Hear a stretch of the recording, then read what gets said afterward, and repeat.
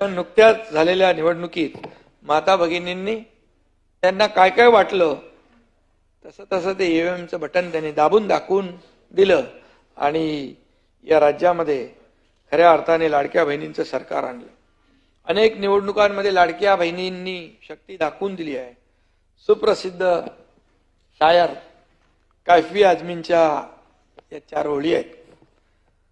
क्यों त्याग करे नारी केवल, क्यों त्याग करे नारी केवल, क्यों नर दिखलाए झूठा बल, नारी जो जित पर आ जाए, नारी जो जित पर आ जाए, अबला से रणचंडी बन जाए।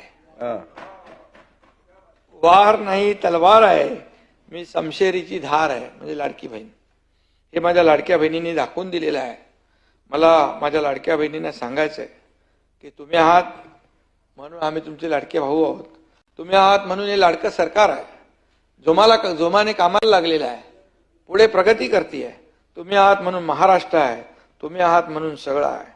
आपल्या देशात 4च जाती आहेत, त्या म्हणजे महिला, गरीब, युवा आणि शेतकरी।